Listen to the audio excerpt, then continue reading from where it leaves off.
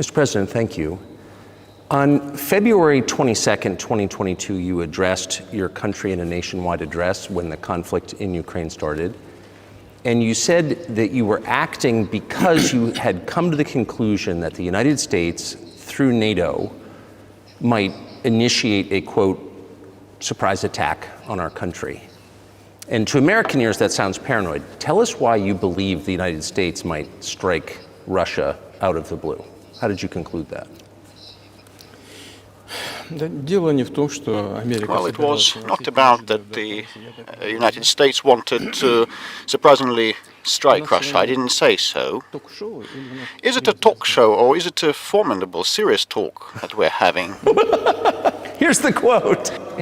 Thank you. It's a formidable, serious talk. It's a serious talk, okay.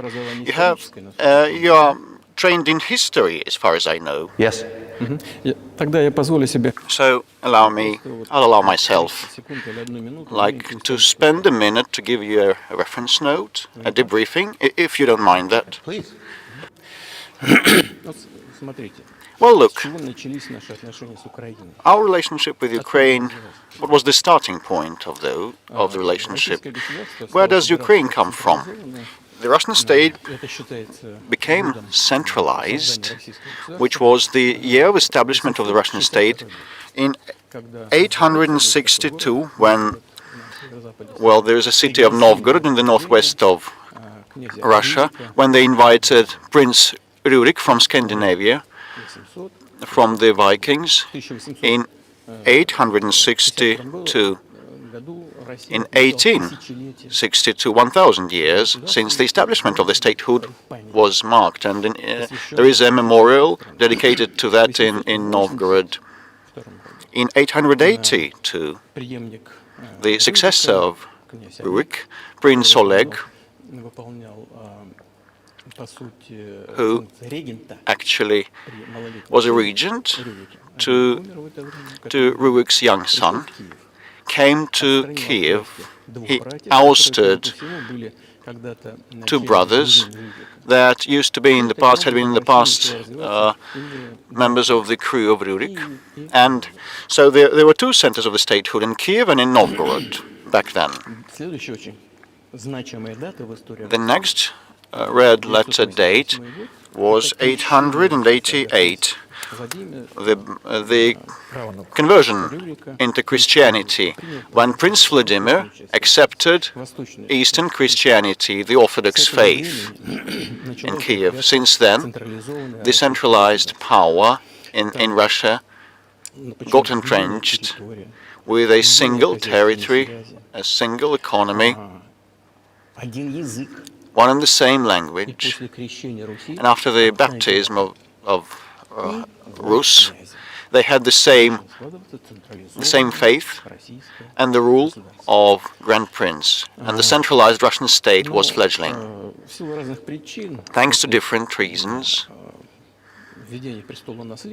after the succession to throne practices were introduced by Yaroslav the Wise, after he'd passed away, there was not direct order of succession from father to the eldest son, but it was the horizontal from the demised prince to his brother, and all that led to the partitioning. Feudal partitioning of ancient Rus.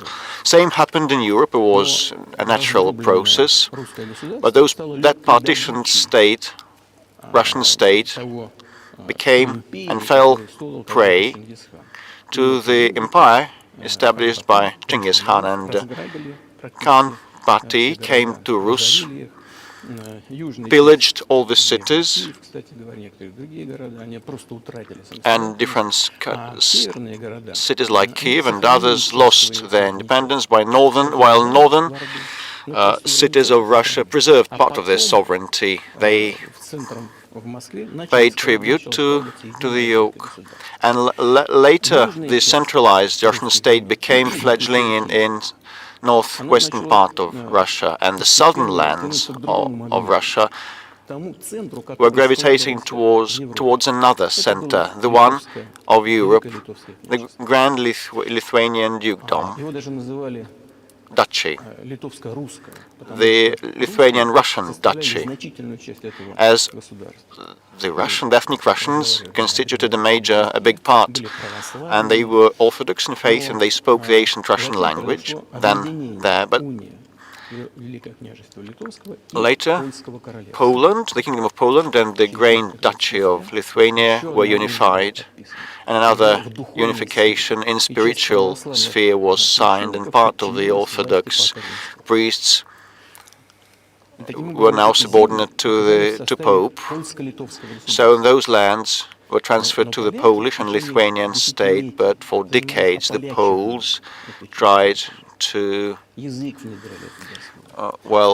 convert those people, those Russians, trying to entrench an idea that those were not specifically and fully Russian, trying to assimilate them. Ukraine means the trim of the nation, the trim of the land, the border area. So some of them were border guards or something, but there was not about a specific ethnic group. So the Poles tried to assimilate the Russian population there and treated those lands in a tough or cruel even way. All that led to that part of the Russian lands struggle for their rights. They wrote letters to Warsaw claiming that their rights were to be upheld. I beg your pardon, can you tell us what period? I'm losing track of where in history we are. The Polish oppression of Ukraine. It was in the 13th century, 13th century, 14th century. 13th century.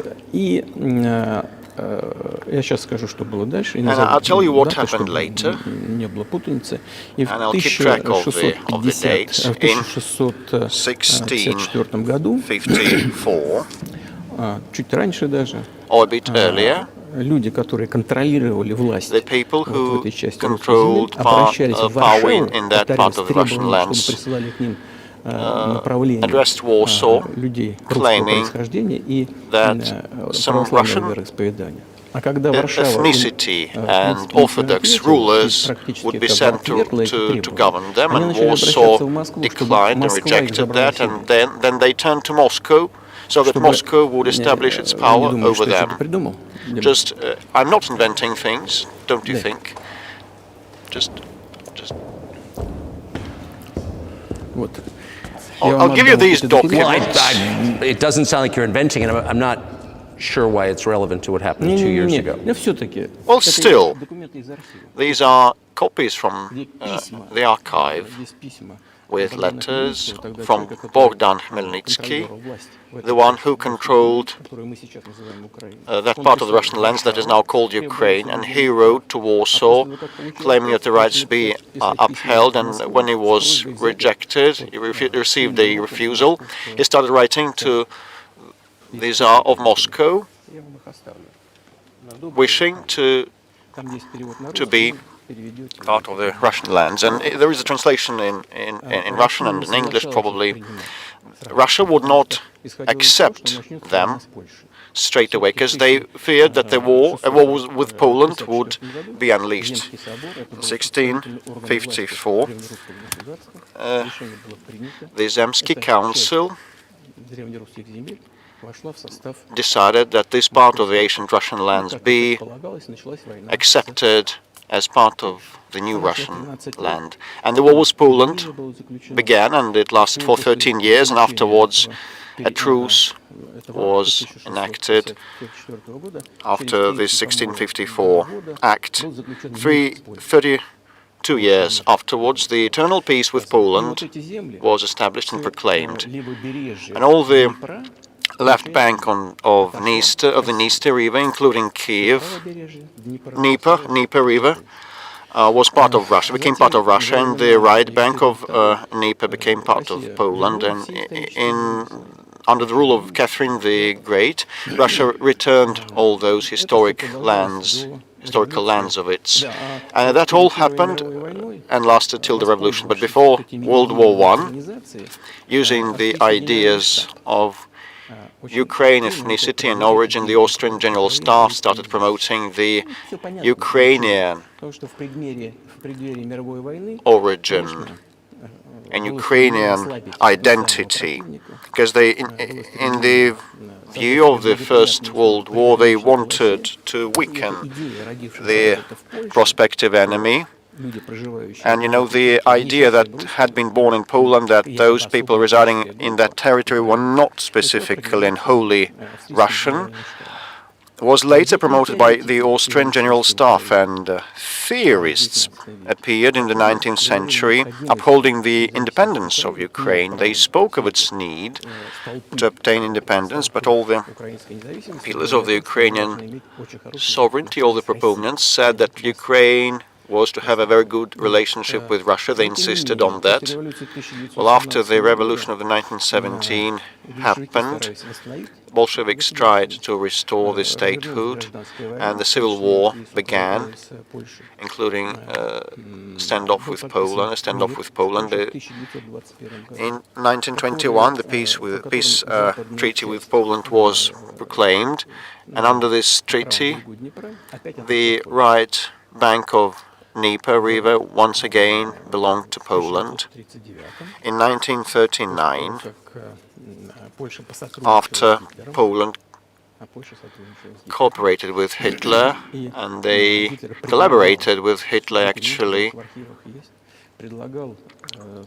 We have all the documents in the archive, and Hitler proposed Poland a peace treaty and a friendship treaty, but he claimed that Poland should give the dancing corridor back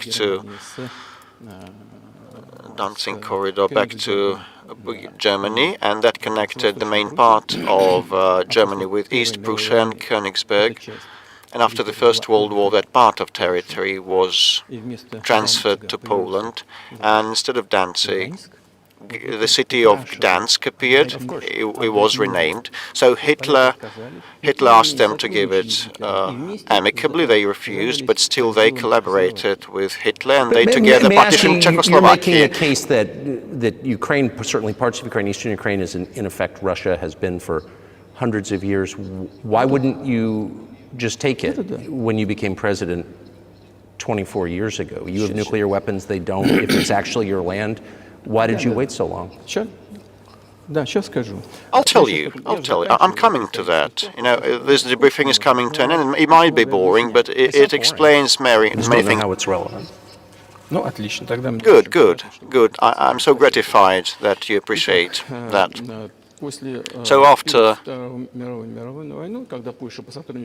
before World War II, Poland did not accept the claims of Hitler, the demands of Hitler, but participated in partitioning of Czechoslovakia, but it did not give the Danzig corridor to Germany. The Poles played too much, and as a result of that, Hitler started the war with them, against them. On the 1st of September 1939, Poland turned uncompromising, and Hitler had to begin with Poland and the USSR. I have read some archives. The USSR behaved in an honest way. The USSR asked Poland's permission to transit their troops through the Polish soil to help Czechoslovakia, but the then Polish foreign minister said that even if Soviet planes would fly over Poland, they would be downed, he said. But that doesn't matter. What matters is that the war began, and Poland fell prey to their own policies against Czechoslovakia. According to the Molotov-Ribbentrop Pact, part of that territory now belonged to Russia, including Western Ukraine.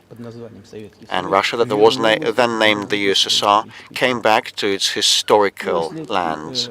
And after the victory in the Great Patriotic War, as we call World War II, all those territories were enshrined to belong to the USSR, finally and definitively.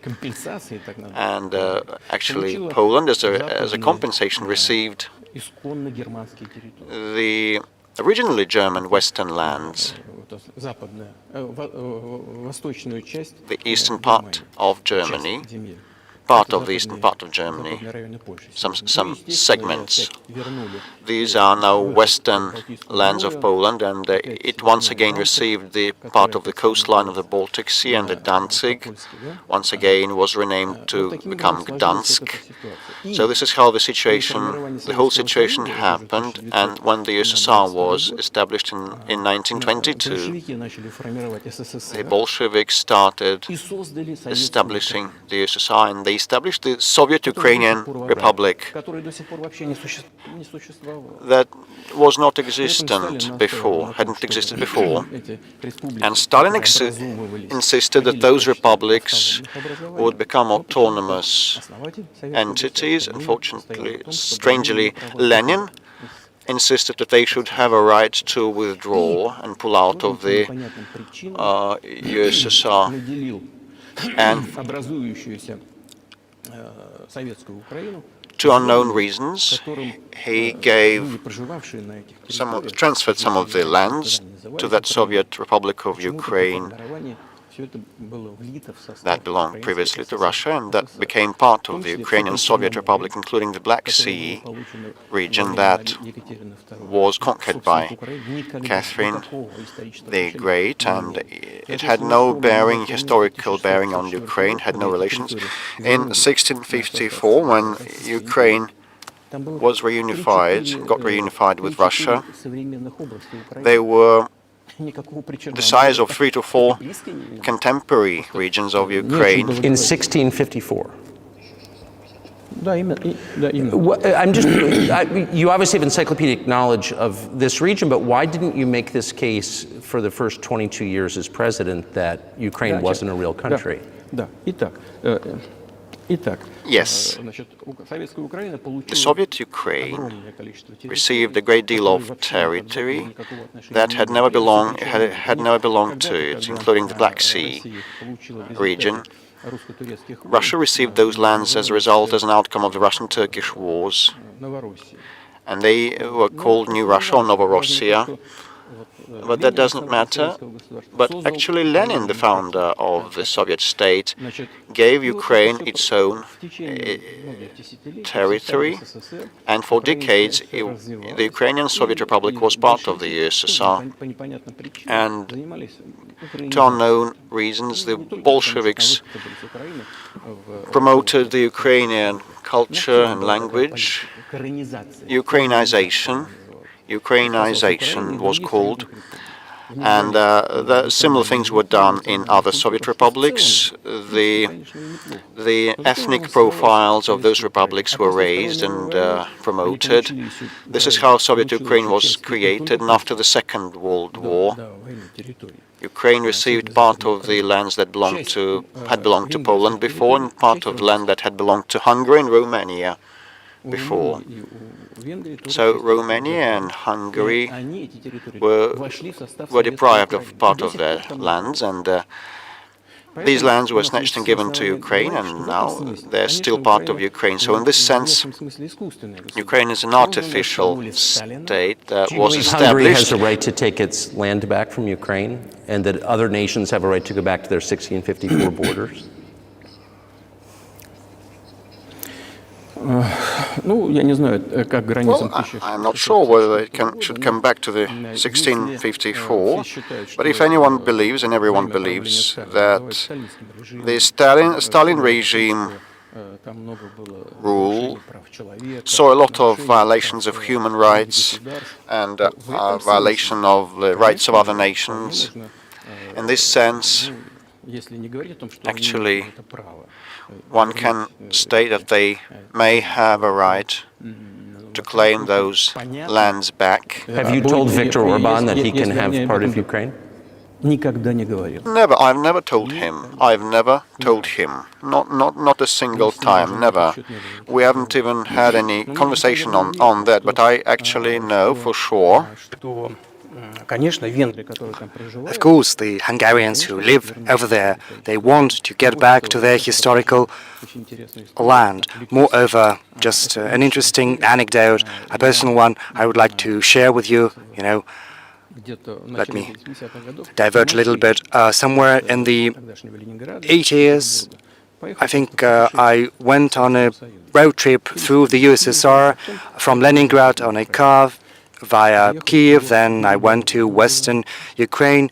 I went to the town of Beregovoye, and all the names of the cities and towns over there were in Russian, and also in one language I didn't understand. It was Hungarian, it was not Ukrainian.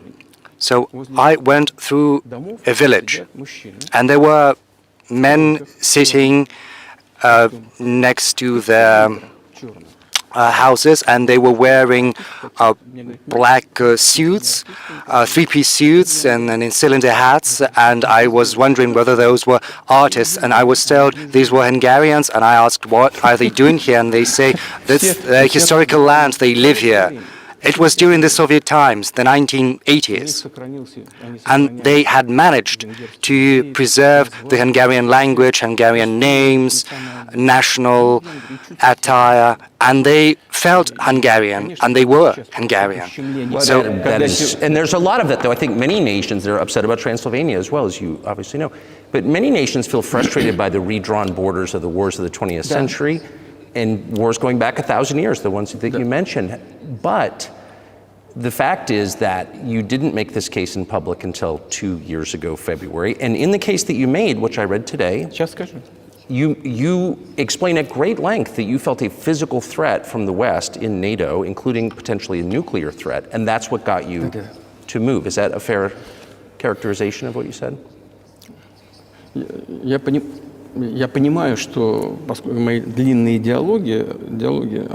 Well, yes, I understand that probably a long soliloquy does not fit the genre of an interview. So I asked whether that was a show or a serious talk, and you said it was a serious talk, so bear with me, please. So we are coming to the point where the Soviet Ukraine was established. Then in 1991, the Soviet Union collapsed, and everything that Ukraine had got as a gift from Russia, well, it took with it. And generally, I'm coming to the current point in time. The collapse of the Soviet Union was basically the initiative of the Russian leadership. I do not understand what they were thinking back then, but I suspect that there were several elements to their rationale, several reasons. First, I believe that the then Russian leadership thought that the fundamental basic relations between Russia and Ukraine, such as common language, because 90% back then spoke Russian, familial ties, because, 1 in 3 Russians have families or some other ties in Ukraine, common culture, common history, common religion. These are fundamentals, also being in one single state for hundreds of years. These are fundamentals, just as the economic interconnections. And that is what drove the Russian leadership to think that inevitably the relations would be good between the two countries. And secondly, as an American citizen, I want you and your audience to know that the Russian leadership thought that, okay, the USSR would cease to exist, but there would be no more divisive lines of ideological nature.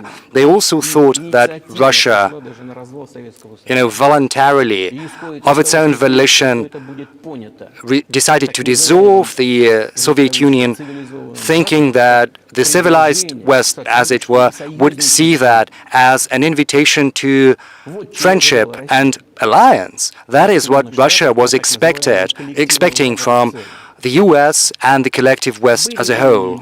There were some smart people, in particular in Germany, Egon Barth. He was a prominent politician from the Social Democratic Party, and in personal talks with the Soviet leadership before the collapse of the Soviet Union, he was insisting that a new collective security system should be established in Europe. Yes, he thought that help should be given to the reunified Germany, but also it was supposed to create a security system involving the US, Canada, and he said if NATO would expand, then it would be back during the Cold War, but only closer to Russia's border. He was very smart, but no one listened to him. And, you know, we've got some talks from archives, and he got angry. He said, if you don't listen to us, I am never setting my foot in Moscow once again. He was very frustrated with the Soviet Union, and his prophecy came true. Yeah, well, of course, it did come true, and you've mentioned this many times. I think it's a fair point, and many in America thought that relations between Russia and the United States would be fine with the collapse of the Soviet Union and the end of the Cold War, that the opposite happened. But you've never explained why you think that happened, except to say that the West fears a strong Russia, but we have a strong China the West does not seem very afraid of. What about Russia do you think convinced policymakers they had to take it down? The West is afraid of a strong China more than it fears a strong Russia, because it's just 150 million people in Russia and it's 1.5 billion people in China, and also China's economy is growing at more than 5% a year. So the potential is enormous. You know, Bismarck used to say the most important thing is the potential, and China potentially is the biggest economy in the world in terms of purchasing parity. It's outstripped the US. But let's not talk about who is afraid of whom. Let's not talk in such terms. Let's get back to the fact that after 1991, when Russia expected that it would be inducted into the brotherly nation of civilized nations, it didn't happen. Well, you tricked us. Well, I'm not talking about you personally. I'm talking about the US. We were promised that NATO would not expand eastwards, but there were 5 waves of expansion.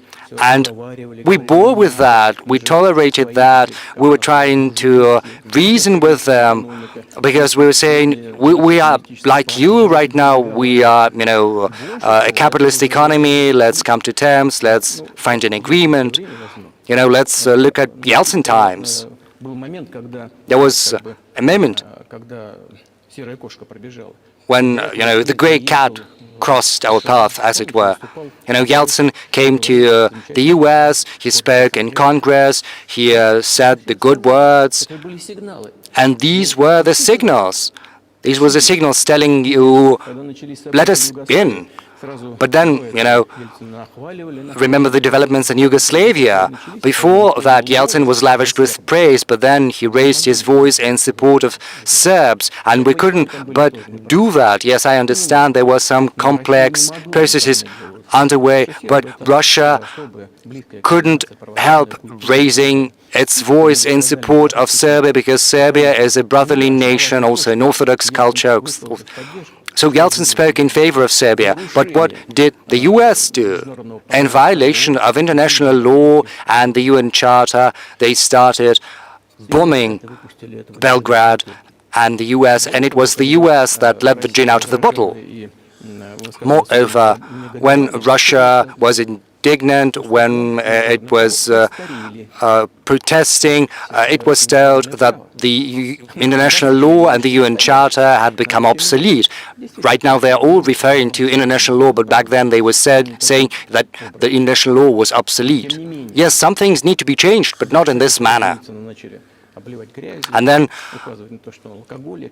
Yeltsin came under heavy criticism. He was accused of alcoholism, of understanding nothing. He understood everything. Okay, I became president in 2000, and I thought, okay, Yugoslavia is a thing of the past. Let's give a shot at rebuilding the relations. Let's reopen the door that Russia had tried to go through. Moreover, I said that publicly, and I can reiterate, there was a meeting here in the Kremlin with the outgoing President of the US, Bill Clinton. We sat in the room next door, and I told him, Bill, what do you think? If Russia asked to be admitted into NATO, do you think it would happen? He said, it's interesting. I think yes. But in the evening, when we had another meeting for dinner, he said, I've talked to my team, no, not going to happen, not now. So you can ask him. I think he'll watch this interview. I wouldn't have said anything like that if it hadn't happened. Were you sincere? Would you have joined NATO? Listen, I asked a question. I said, is it possible? And the answer was no. But if he had said yes, would you have joined NATO? If he'd said yes, then the process of rapprochement would have commenced, and it might have happened in the end if there were some sincere wish on this side of our partners, but it didn't happen. Okay. Why do you think that is? Just to get to motive. I know you're clearly bitter about it. I understand. But why do you think the West rebuffed you then? Why the hostility? Why did the end of the Cold War not fix the relationship? What motivates this from your point of view? You said that I feel bitter because of that rebuffal. No, that's not bitterness. I'm just stating the facts. Because, we're not bride and groom. These are not the terms we've got to use in speaking about such matters. We understood that they were not expecting us there. Okay, we said, let's build relations in another manner. Let's look for common ground elsewhere. Why we got that negative response, you should ask your government. I could only guess. We would be too big of a country with its own opinion. Well, I saw how NATO solves and settles matters. Just an example I would like to cite, it applies to Ukraine. The US says something and all the rest just tune in and they follow and they wake. I'm not going to open any secret to you or say anything new, but after that conversation, we made different attempts at building relations. Just to cite an example, during the events in the Middle East and Iraq, we were building our relations with the US in a very prudent, cautious manner, and I always asked the US not to support separatism in the Northern Caucasus, but they still continued with that financial information support, even military support. And that support was flowing in from the US and from its satellites, support towards terrorist bands in the Northern Caucasus. I once talked to a colleague of mine, a president of the US, and I raised that issue, and he said, it's impossible. He said, do you have proof? And I said, yes, I have proof, and I gave that proof to him. And do you know what his response would be? He said, I would give him a good thrashing. That's what he said. Kick their ass, he said.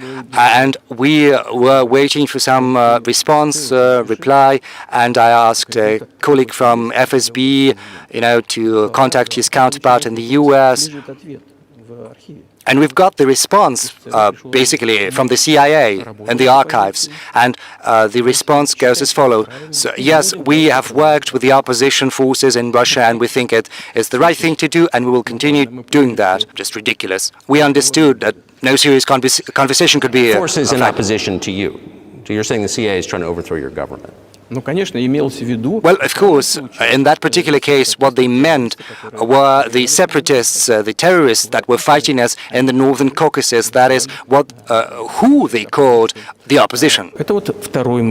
That's the second moment. Another one, another aspect, also very important.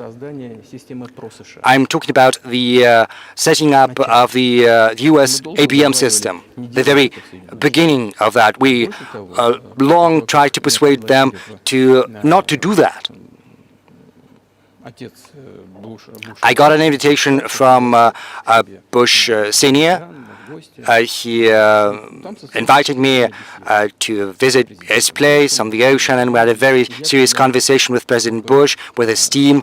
So I proposed the following. I said, the US, Russia, and Europe should should set up a joint shared ABM system against the threats against our security. Even though, the official statement of the US was that the ABM system they were setting up was against Iran, the threat of Iran. So I suggested, why not join forces together, the US, Russia, and Europe? And I got a very interesting response. They asked me, are you serious? Let me ask, what year was this? Well, I don't remember. We can look it up on the internet when I was in the US at the invitation of Bush Sr. And it's easier to learn from someone I'm going to tell you about in a sec. And they told me, yes, that is a very interesting proposal. And so I said, just imagine if we can solve this strategic task together, the world would change. Yes, we would probably have differences, economic differences, political differences, but we would drastically change the situation of the world. And they asked me, are you serious? And I said, yes. They said, we need some time to think. And I said, okay, go ahead. And then, at this very room where we're talking, we got former CIA Director Gates and also State Secretary Rice. They sat here opposite from me at this table. We had Defense Minister, Foreign Minister, and the guests said, yes, we've thought about that, but we disagree. So twice you've described US presidents making decisions and then being undercut by their agency heads. So it sounds like you're describing a system that's not run by the people who are elected, in your telling. Yes, exactly. So yes, they just rebuffed us. I'm not going to reveal all the details because that was a confidential conversation, but our proposal was declined. It's a fact. And I said, okay, listen, but in that case, we will have to come up with a response, and we'll have to come up with offensive systems that are capable of overcoming your ABM systems. And they said, your systems are not against you, and we'll assume that yours are not against us. And we had to come up with the hypersonic intercontinental missiles, and we continue to develop this technology, and we are ahead everyone in the world in terms of hypersonic offensive systems. And day in, day out, we are perfecting these systems. We proposed that another path should be followed, but our proposal was rejected. Now, as for the NATO expansion eastwards, they promised us that they wouldn't move an inch to the east, but it was not enshrined on paper. So there were 5 waves of expansion. And the Baltic states did join, and Eastern Europe in general. And now I'm coming to the crux of the matter. They came to Ukraine. In 2008, at the Bucharest summit, a statement was made saying that the doors were open to Georgia and Ukraine to join NATO. Now, as far as decisions are made in NATO, Germany, France allegedly were against, some other countries, European countries. But, President Bush is a very tough guy. And As I was told afterward, I was told that he had exerted pressure on them and they had to acquiesce. So it's like in a kindergarten, where are the guarantees? Who are they? They got under some pressure and they had to agree. Okay, but then they say, Ukraine is never going to join NATO. And I say, I know that you agreed to open the doors to Ukraine in 2008. There is no guarantee that you're not going to do the same sometime in the future. So I don't know whom to talk to over there. We are willing to talk, but who to? Whether regarding the guarantees, no guarantees at all. And they started entering the Ukrainian soil. This was the for history about how that territory developed and what relationship they had with Russia. Each second or third person there has had ties with Russia. So when the elections happened in the new sovereign Ukraine as a result of the Declaration of Independence of Ukraine that said that Ukraine was a neutral state, but all of a sudden in 2008 NATO doors were opened to that. So it's so interesting, but we hadn't agreed to that. We didn't come to terms on that. All presidents that rose to power in Ukraine relied on voters, on the electorate that had a good relationship and a good attitude to Russia. The southeast of Ukraine had always had a good attitude to Russia. And, it was very difficult to dissuade this electorate. And Mr. Yanukovych rose to power afterwards there. He won the election after Kuchma, and the rerun was organized. There was not enshrined in Ukrainian constitution. This was a coup, actually, a coup d'etat. Just imagine someone in the United States wouldn't like the outcome. No. Prior to that, before. So after President Kuchma retired, Yanukovych won the election, but his opponents did not acknowledge his victory, and the United States backed the opposition, and a rerun was held, which actually was virtually a coup d'etat, and the United States backed that. And as a result of this rerun, like fancy someone doesn't like the outcome of the American election and a rerun happens that is not enshrined in the American Constitution.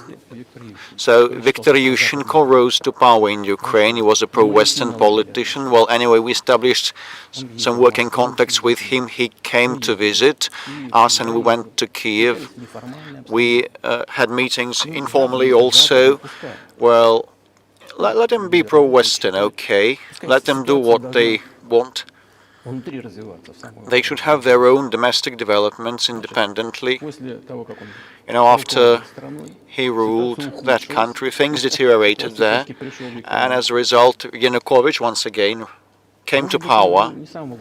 He may not have been the best president. I'm not sure. I wouldn't like to give any assessments. But the matter of the association with the EU was brought up. We always were quite loyal on that. Okay, but when we read the draft agreement, it turned to be a problem for us because us and Ukraine had a free trade area, an open customs borders, and Ukraine had, according to that association agreement, opened their borders to Europe, and that would flow to our market, duty-less. And then we said we'll close our borders with Ukraine, our customs. And Yanukovych started doing his reckoning and counting whether Ukraine will lose or gain, and he stated to his Ukrainian counterparts that he had to think, and destructive opposition activity began straight away, and it ended up with Maidan, with a coup d'etat in Ukraine. So he did more trade with Russia than with the EU? Ukraine did? Yes, of course. It's not about the volumes of trade, the quantities. It's about the cooperation ties that the Ukrainian economy relied upon. And those cooperation ties between enterprises and factories had been there since the Soviet times, like an enterprise would produce components for final assembly, both plants in Ukraine and Russia, and there was very close cooperation, but a coup d'etat happened afterwards. It was perpetrated, unfortunately. Well, I wouldn't like to speak of details, but the United States said, you calm Yanukovych down and would mollify the opposition. They said, let it drift.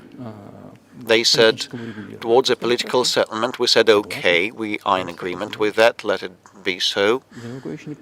And Yanukovych checked to apply for armed forces or police, while the armed opposition in Kiev perpetrated a coup d'etat. How can I reckon that and assess that? Who are you, I asked the United States. With the backing of whom? With the backing of CIA. Definitely, this is an entity that you wanted to become part of. Thanks goodness you were not accepted. Although it's a serious entity. My ex-counterparts, I worked in the first office, main directorate of the Soviet intelligence service, and they were our opponents. Well, you know, this is work. Well, technically they did the right thing.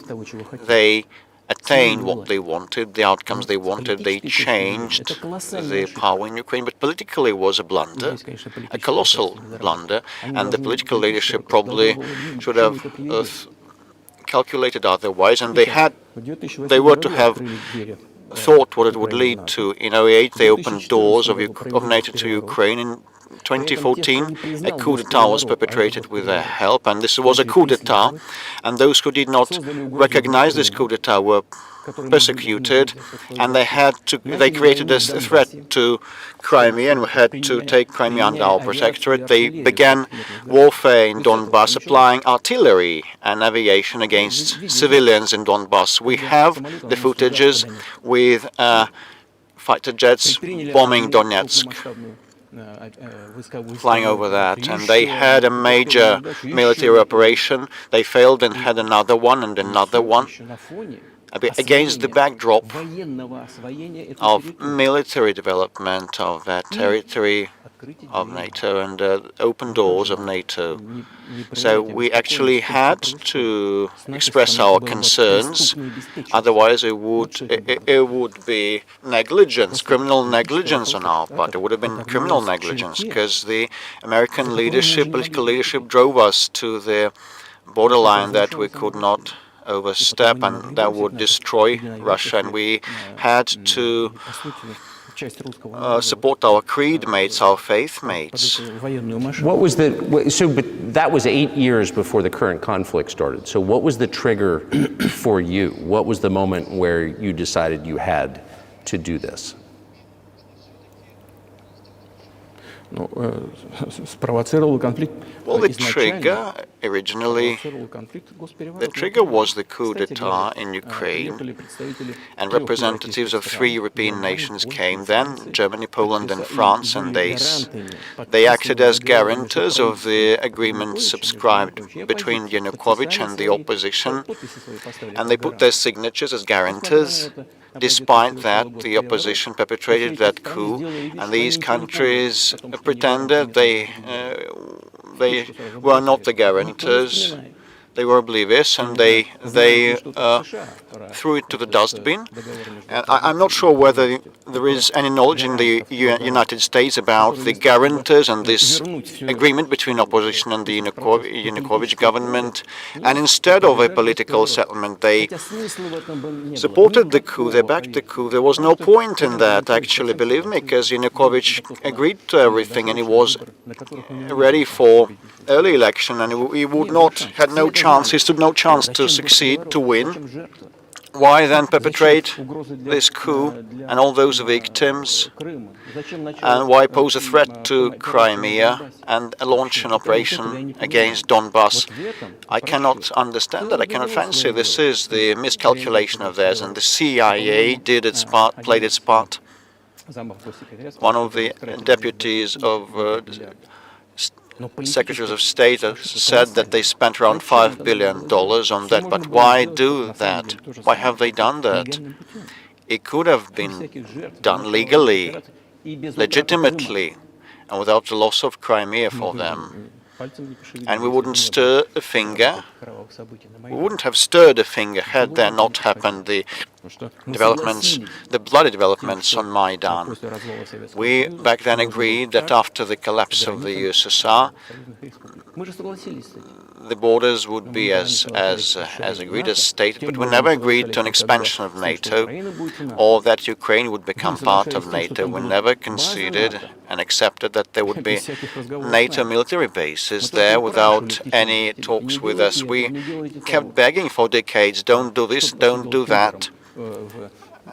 This actually acted as a trigger to the recent development, and with respect to the recent development, the leadership of Ukraine stated they would not abide by the Minsk Accords that were signed after the developments of 2014 in Minsk, with a plan laid out for peaceful settlement in Donbass.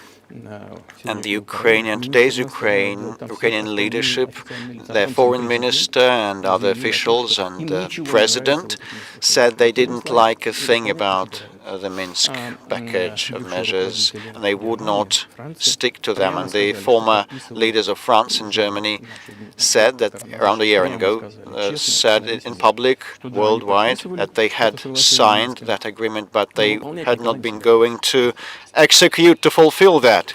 You know, they pulled our leg. Was there anyone for you to talk to? Did you call a U.S. President, Secretary of State, and say, if you keep militarizing Ukraine with NATO forces, this is going to be we're going to act? We kept telling them that. We kept telling them that. We addressed the American leadership and the European leaders, claiming that it be stopped immediately and the Minsk Accords were to be executed. It was our requirement, our demand. I was ready to fulfill, to honor. This is not an easy thing for Ukraine, with lots of autonomy for Donbass. But I was positive. It was my sincere belief that if we would persuade those people living in Donbass to come back to the Ukrainian statehood, and they had to be persuaded, the wounds would heal, I was sure, and sooner or later, gradually, that part of the Ukrainian territory would fit back into the overall frame of reference of Ukraine, and pensions and allowances would be paid once again. But no one wanted that in Ukraine. They wanted to act with the help of military force only. And it ended up with this situation, and they stated in Ukraine we would not fulfill the package of measures, and they started the war back in 2014. And our goal, our aim is to stop this war. We did not begin, we didn't launch it back in 2014. We're now trying to stop that. I mean, have you achieved your aims? No, at this point of time we have not, because one of the goals is the denazification, to denazify Ukraine.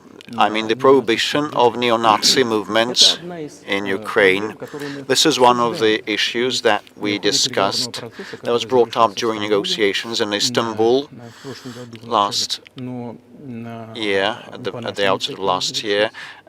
Upon our initiative, it was concluded, as the Europeans told us, that the context had to be established and provided for the final definitive signature of documents. And my colleagues in France and Germany told me, just imagine how are they going to sign this at gunpoint? You should move your troops, pull your troops back from Kiev.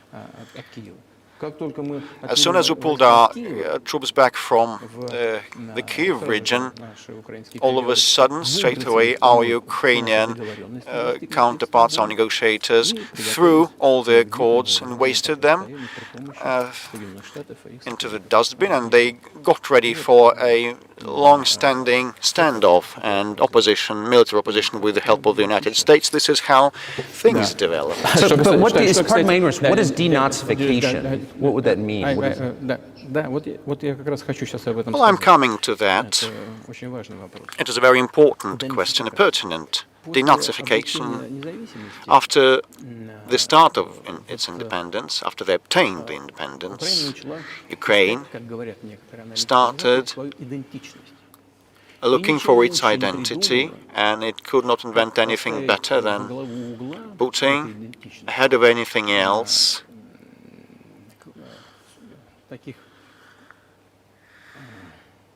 the false heroes that collaborated with Hitler.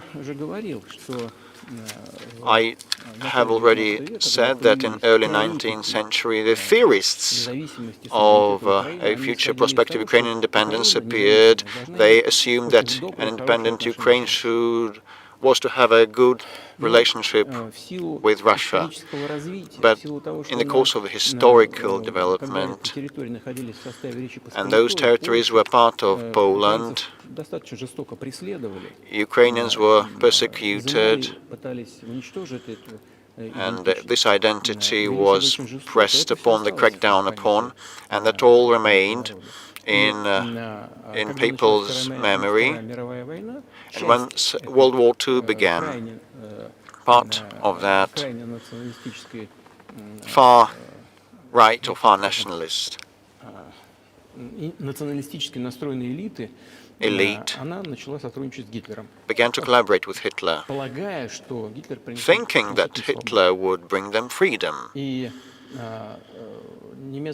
And the German troops, the SS troops, did the filthiest part of the job to eliminate Poles and Jews, and they did it with the hands of the collaborators, of those collaborators, and that massacre of the Poles and the Jews, of Russians, happened as a result. It was led by Bandera, Shushkevich, and other characters well known. And those people are now presented as national heroes, and they kept telling everybody that, nationalism is existent in other countries. There are sprouts, definitely, but, they are trampled upon in many countries, but not in Ukraine. In Ukraine, they are converted in national heroes. They're turned in national heroes, and monuments are erected to them. They are put on banners, and their names are chanted by the torch processions across the country. But those had annihilated, eliminated, exterminated Poles and Russians and Jews. And probably this glorification should come to an end. Any nation, I'm saying that they're part of Russian people. They're saying that we're a separate nation. If they believe to be a separate nation, they have a right to think so. Not, however, building upon the Nazi ideology. Like, look at the French president. Would you be satisfied with the territory that you have now? Let me conclude the previous thought. You asked me about neo-Nazism and denazification. So, like, the Ukrainian president came to visit Canada. It is well known, but it is hushed in the West, and they introduced a person to the Canadian Parliament, and that person, as the Speaker of the Canadian Parliament said, that this person waged warfare against Russians during World War II. And who were those who waged war against Russians? Hitler and his collaborators. And it turned out that he was part of the SS troops. He personally killed and slaughtered the Russians and the Poles. And the SS troops made out of Ukrainian nationalists did the dirty and filthy job, and the Ukrainian president rose together with the rest of Parliament of Canada, and he applauded this person. How can you imagine? How can you fancy that? And he's a Jew by ethnicity. Really, my question is, what do you do about it? I mean, Hitler's been dead for 80 years. Nazi Germany no longer exists. And so, true. And so, I think what you're saying is you want to extinguish or at least control Ukrainian nationalism. But how? How do you do that? Just listen to me. Your question is very intricate. May I speak up and say my true opinion? Will you not take offense? Of course. It is a tricky but a nasty question. You've been saying that Hitler is gone for 80 years, but actually his cause is with us, and the people that exterminated Jews, Poles and Russians are still alive, and a president, the current president of today's Ukraine, gives this person a round of applause in Canadian Parliament, a standing ovation. Can we say that we eradicated this ideology altogether if we see such manifestations today? This is what I mean to be denazification. We should get rid of these people that bring this practice and theory to life, trying to preserve that. This is what denazification is about. Right. My question was a little more specific. It was, of course, not a defense of Nazis, neo or otherwise. It was a practical question. You don't control the entire country. You don't control Kiev. You don't seem like you want to.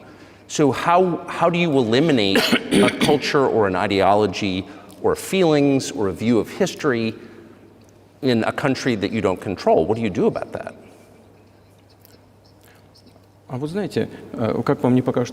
Well, you know, strange as it may seem to you, during the talks in Istanbul, we did come to an agreement. And, you know, everything was put on paper, saying, like statements that no Nazism, neo-Nazism would be cultivated in Ukraine, that it would be prohibited at the legislative level. So we did come to an agreement on this subject. And this can be achieved through talks. And there's nothing humiliating in that to Ukraine as a modern civilized state. Does any country have the right to propagate Nazism? No. That's it. Will there be talks, and why haven't there been talks about resolving the conflict in Ukraine, peace talks? Well, these talks did happen, and they did reach a very high point of according our positions. It had been difficult, but these talks were almost finished. But once we withdrew our troops from Kiev, the other side, namely Ukraine, simply discarded all the agreements that had been achieved, and it nodded an agreement following the orders of the US and the Western countries to fight Russia until victory. Moreover, the Ukrainian president introduced a legislative ban on having negotiations with Russia. He signed a decree that bans anyone from having talks with Russia. How can they have talks if he prohibited himself from doing that, and the rest as well? Yes, we do know that there are some ideas with regard to this settlement, but in order to come to an agreement, you need to have dialogue, right? Well, but you wouldn't be speaking to the Ukrainian president, you'd be speaking to the American president. When was the last time you spoke to Joe Biden? Well, I don't remember. Well, we could look this up. Well, why do I have to remember everything? You know, I've got many things to attend to. Well, he's funding the war that you're fighting, so I would think that would be memorable. Well, yes, he does fund that. When did that happen? The last time I spoke to him was before the beginning of the special military operation. Incidentally, I'm not going to go into details, but back then I told him, I said, I think you're making a mistake of historical proportions in supporting what is currently happening over there. I told him that, and I had said that to him on multiple occasions. What did he say? Well, you should ask him, please. It's easier for you because you are a citizen of the US. You can go there and ask him. I think it would be wrong, improper for me. Since before February of 2022. No, we haven't spoken. We do have some contacts. Incidentally, you remember I told you about my proposal on working together on setting up a joint ABM system. Yes. Well, you can ask all of them because all of them luckily are very healthy and all alive, and the former president and Condoleezza and Mr. Gates, I think, and the current director of CIA, Mr. Burns. Back then he was ambassador to Russia, and I think he was very successful at what he was doing, and they were all witnesses to these conversations. You can ask them.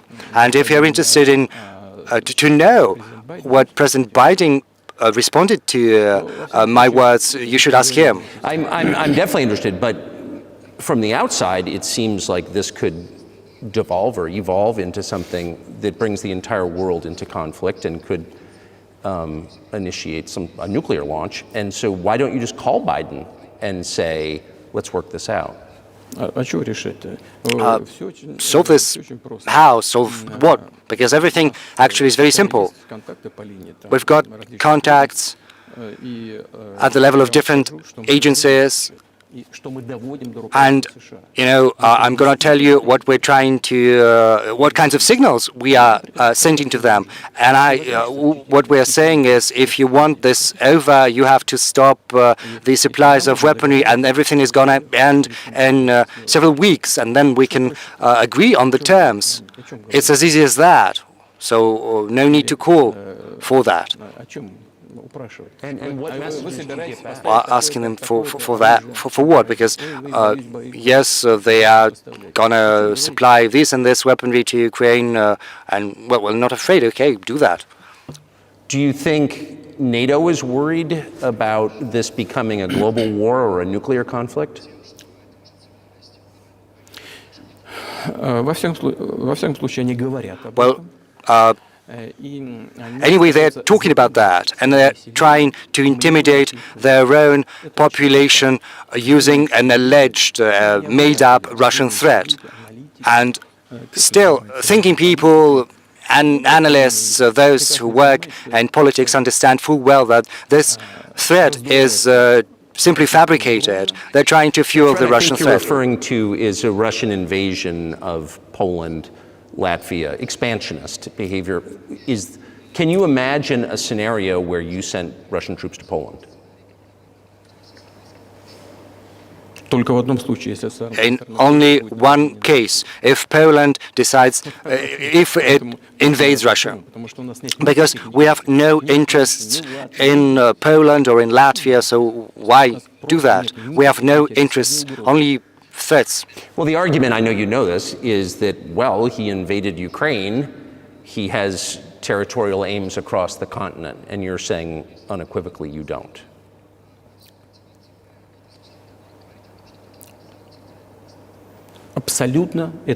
Absolutely. No. I rule this possibility out. You don't have to be an analyst, because that goes against common sense, to get involved in a global war. Because a global war would push humanity as a whole to the brink of extinction. Yes, there are means of deterrence. That's true. You know, they were making threats saying that Russia would use tactical nuclear weapons tomorrow or the day after tomorrow. But these are, well, you know, it's just like a boogeyman for rank-and-file citizens to make the US taxpayers, the European taxpayers, you know, to pay up for military action in Ukraine. And their goal is to weaken Russia as fully as possible. One of our senior United States senators from the state of New York, Chuck Schumer, said yesterday, I believe, that we have to continue to fund the Ukrainian effort or US soldiers, citizens could wind up fighting there. How do you assess that? Well, I think it's provocation, and a cheap one to boot. I don't understand why American soldiers would have to fight. You know, there are mercenaries from the US in Ukraine. The biggest number from mercenaries comes from Poland and then the US. If someone wants to dispatch regular troops to Ukraine, then that would, no doubt, put humanity on the brink of a very serious global conflict. Does the US need that? Why? Fight someone thousands of kilometers from your national territory. Don't you have other things to look into? I think there are issues on the border, issues with migration, with external public debt, you know, like to the tune of more than 30 trillion US dollars. There are other things to do. Isn't it better to come to an agreement with Russia? Given the current developments, given that you understand that Russia is going to fight for its national interests until the very end. So this should compel us to get back to common sense, to have respect for our country, for our interests, and to search for solutions. I think this would be far smarter and far more sensible. Who blew up Nord Stream? You did. I was busy that day. Nate, do you have I did not blow up Nord Stream. Thank you, though. Well, personally, you might have an alibi, but CIA doesn't have one. Do you have evidence that NATO or the CIA did it? Well,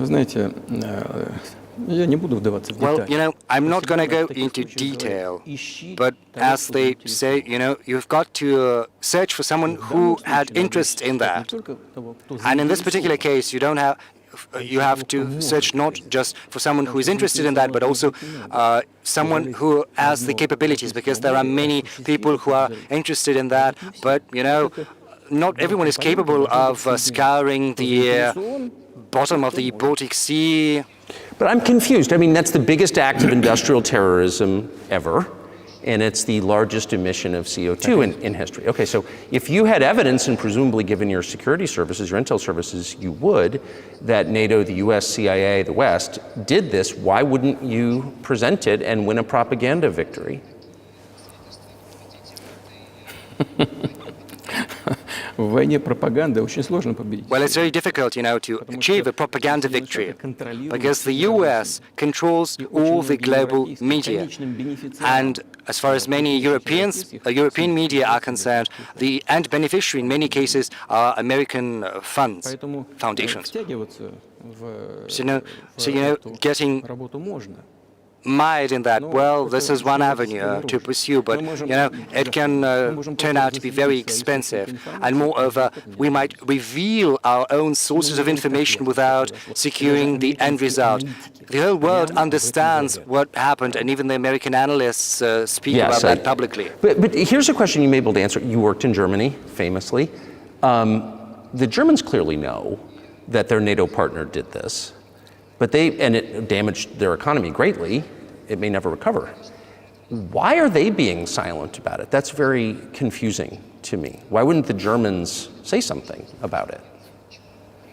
Ну, меня это тоже удивляет. Well, Меня тоже I'm удивляет. Но as confused as you are, руководство не but the current German leadership национальными интересами, is not guided by national interests. интересами What it's guided by Запада. is the interests of the collective West. Трудно объяснить Otherwise, логику их it would be very difficult to explain the rationale for their action or omission to act.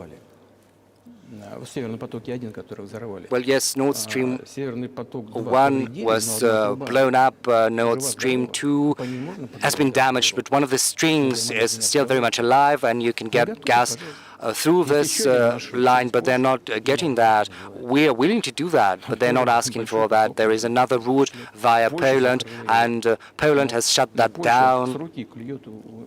But Poland is eating from the hands of Germans. They're taking money from the European funds, whereas the biggest donor to those funds is Germany. But Poland has shut down the pipeline leading to Germany. Why did they do that? I do not understand. Or let's have a look at Ukraine. Germany is the second biggest donor after the US in terms of financial aid provided to Ukraine. Through Ukraine, there are 2 gas pipelines, so why wouldn't they take one of the gas pipelines? They could ask Ukraine to open that up, and they would get gas from Russia. So the Germans are giving them money, giving them weapons, so they could ask for gas from Russia in response, because otherwise they have to pay triple price for LNG. And it brings down the competitiveness of the German economy. And they're giving money to Ukraine, and they could ask in recompense, for some economic support like gas. So you should ask them why they're doing what they're doing. These are incompetent people. Well, maybe the world is breaking into 2 hemispheres, one with cheap energy, the other without. And I want to ask you that. If we're now a multipolar world, obviously we are, can you describe the blocks of alliances? Who is in each side, do you think? Послушайте, вы сказали, мир разделяется. Well, you are saying the world is being split into 2 hemispheres. It's our brain that it's divided into hemispheres. One hemisphere is responsible for one field of action, the other is more creative, but still it's one brain, it's one head, and the world should be one, should be united. Security should be together, should be common, shared. It shouldn't be security just for the golden billion. And only if it's one world, then the world is going to be predictable and stable. And as long as the head is split into 2, it's a disease, and a grave one too. And right now the world is suffering from this grave disease. But I think to a large extent, thanks to sincere and honest journalism, we will be able to overcome that disease. Well, let's just give one example, the US dollar, which has kind of united the world in a lot of ways, maybe not to your advantage, but certainly to ours. Is that going away as the reserve currency, the universally accepted currency? How have sanctions, do you think, changed the dollar's place in the world? Вы знаете, это одна из грубейших I think this is one of the gravest strategic mistakes committed by the U.S. leadership, using the U.S. dollar as an instrument for foreign political confrontation, because dollar was the cornerstone of American prosperity and power, and everyone understands and understood that, because however many dollars you've printed, they go around the world. Inflation is at a minimum, I don't know, 3% or so, 4%, which is an acceptable level for the US. And you can print as many US dollars as you like. Because the public debt of the US is testimony to that. But be that as it may, dollar is still the cornerstone of American power across the world. But once the US leadership decided to use the US dollar as an instrument for foreign policy confrontation, once they did that, they dealt a blow to the American power. I would be loath to, use for better words that are improper, but it is a very grave mistake. Look, even the American allies decrease their dollar reserves. They are starting to search for ways to shield themselves, because if the U.S. applies restrictive measures to certain countries, such as freezing assets or restrictions on transactions, then it is a very grave signal to the whole world. What did happen in Russia? Until 2022, around 80% of Russian foreign trade transactions were carried out in US dollars. And US dollar accounted for about 50% of our transactions with third countries. Whereas currently this figure has been brought down to 13% or so. But we were not the ones to prohibit the use of US dollars. This was not our goal. It was the US decision to restrict our transactions in dollars, which is absurd, especially from the point of view of the interests of the US taxpayers, because this decision has dealt a blow to the American economy, undermining the American power across the world.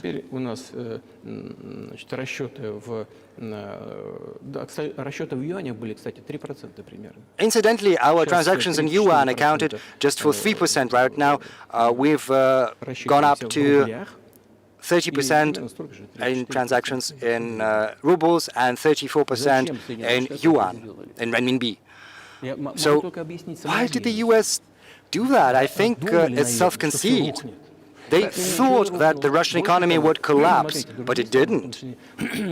Moreover, look at the other oil-producing countries. They are doing the same thing. They are following our suit. They start to pay for oil in renminbi. Do they understand what they're doing in the US? What are they doing? It's like undermine their own prosperity here. Ask anyone who is the thinking person in the US. I think that's a fair assessment. The question is what comes next, and maybe you trade one colonial power for another, much less sentimental and forgiving colonial power. I mean, is the BRICS, for example, in danger of being completely dominated by the Chinese economy in a way that's not good for their sovereignty? Do you worry about that? These spooky stories, we've heard them before, bogeyman stories. China and us are neighbors. And you cannot choose neighbors or relatives. We share a border with them, 1,000 kilometers. This is number one. Number two, we're used to one another. We've been around for centuries. In terms of our coexistence, third, the foreign affairs philosophy of China is not aggressive.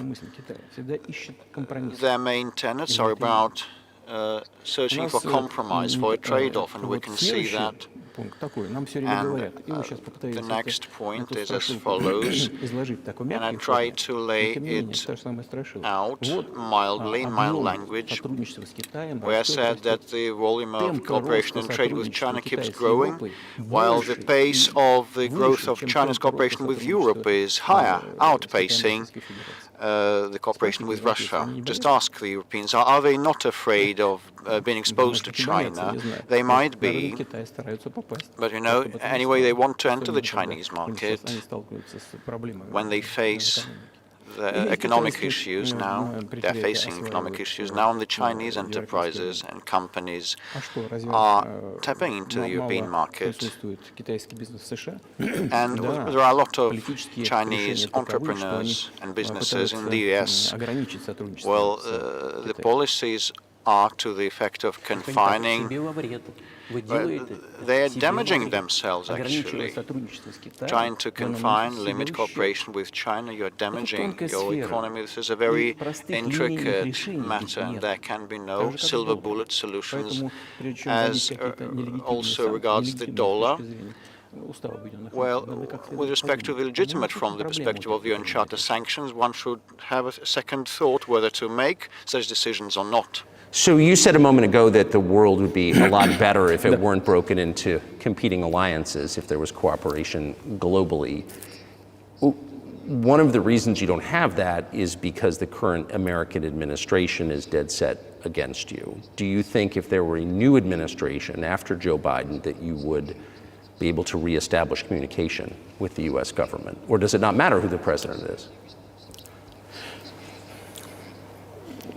Сейчас скажу, но чтобы закончить предыдущий вопрос. Let me finish the previous thought. We have $200 billion. This is the target of myself and my friend, that of my friends Xi Jinping, the president of China. We want to reach $200 billion of mutual trade, and we have smashed that. We have exceeded that. We have around $230 billion of bilateral trade, and the Chinese statistics say that it's around $140 billion. And what is important is that it is a well-balanced type of mutual trade, mutually complementary in energy and scientific solutions and technological solutions and other things. It's well balanced in an equilibrium. With respect to BRICS, by and large, Russia has assumed the presidency there since the start of the year. And, you know, BRICS countries are powerhouse economies rapidly developing. Oh, I hope my memory wouldn't let me down. In 1992, the G7 countries' proportion in global economy equaled around 47%. In 1992, in 2022, it slumped down to 30-something%, while the BRICS share was 16% in 1992, and now it is in excess of the G7 share in global economy, and that has nothing to do with Ukrainian developments. The global trends manifest themselves in this way. This is inevitable. This will keep happening. It's like the rise of the sun. You cannot prevent the sun from rising. You have to accommodate and adjust the United. How does the United States accommodate that? With help of force, sanctions, pressure, bombings, armed forces applied everywhere. This is about conceit.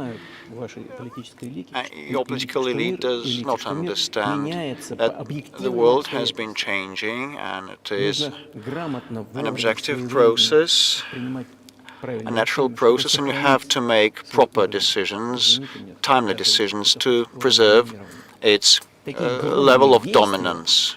And such gross actions would lead to the opposite results.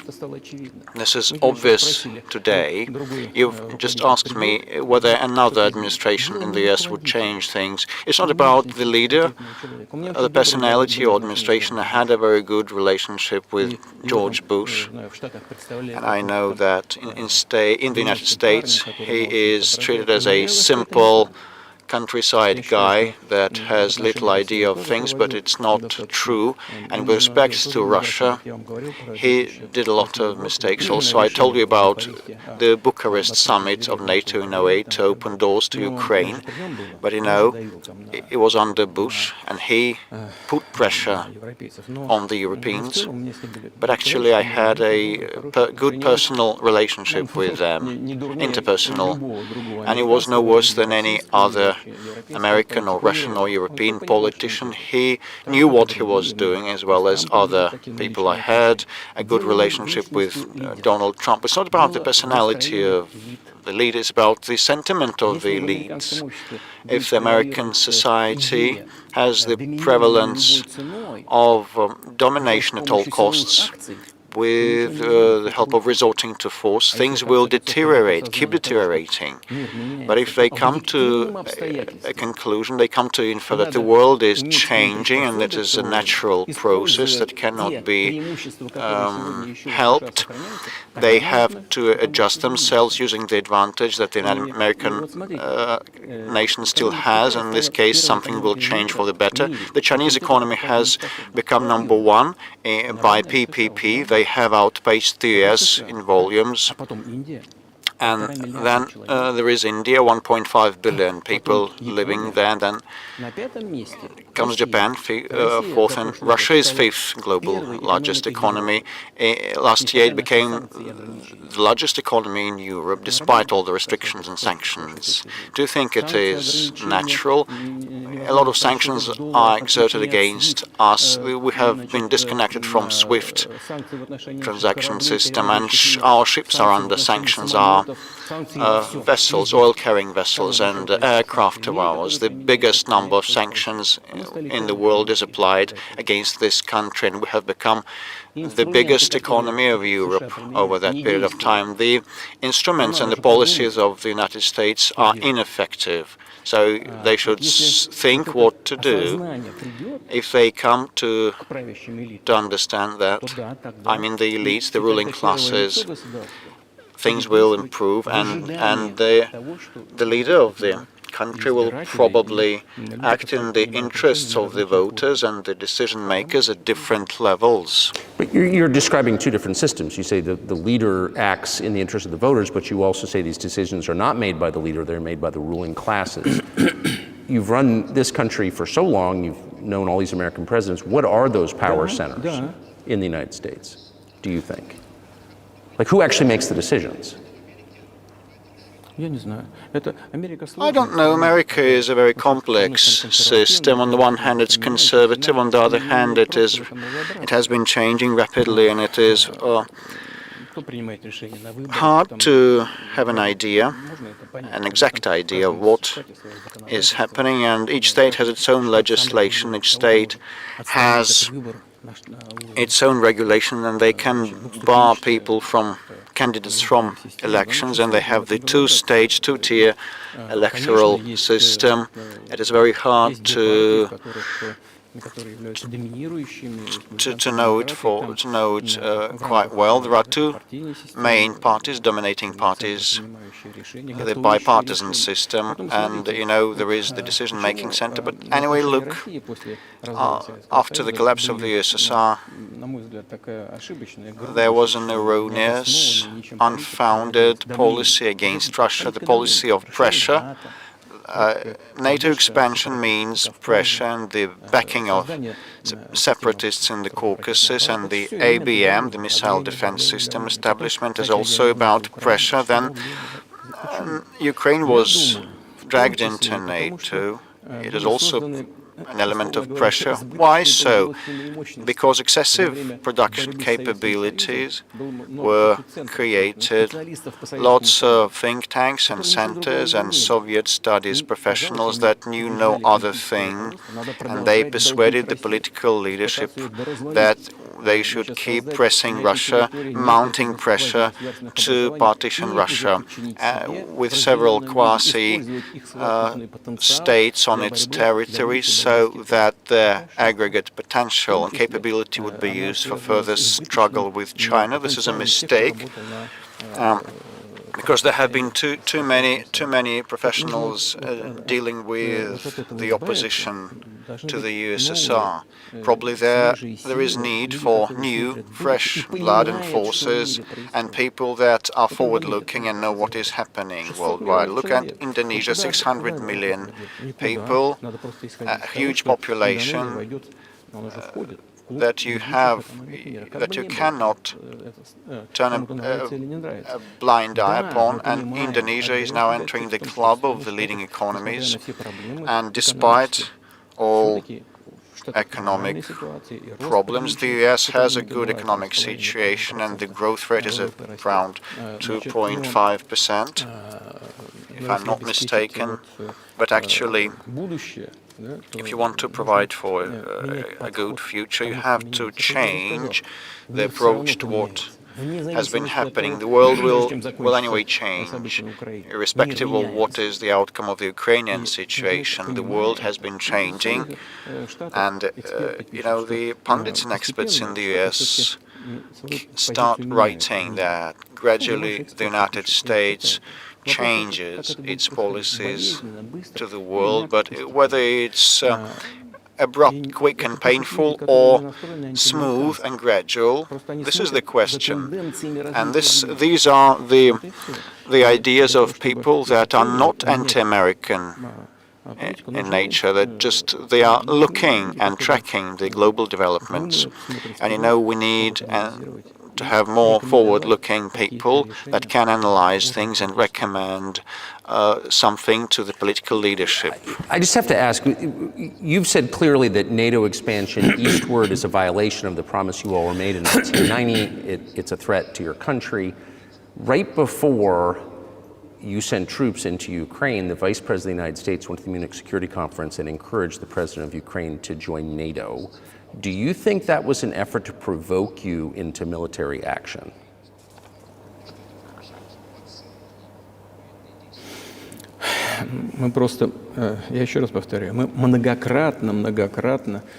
Well, we repeatedly,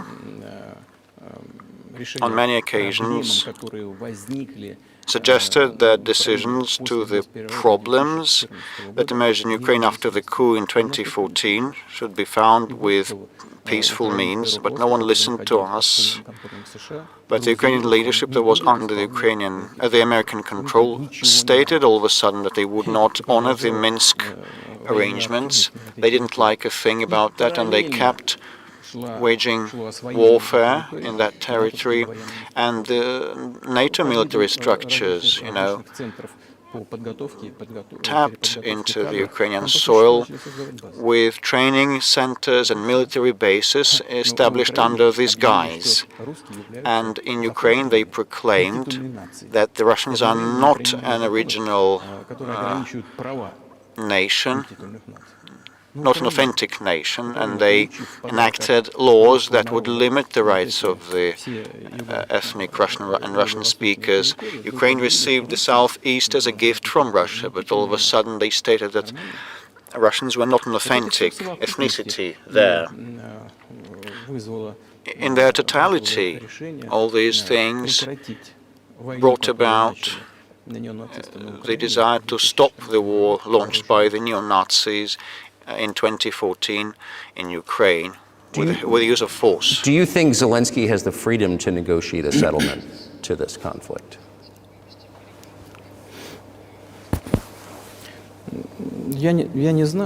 I do not know the details. I can hardly judge, but I probably think he has. Well, his father was at war against the Nazis in the Second World War. I spoke with him once about that. I told him, Vladimir, why are you supporting the neo-Nazi in Ukraine today when your father fought them? He was the front line. I would not respond wouldn't say what he responded. It would be inappropriate. But with respect to liberty and freedom, well, of his, he rose to power.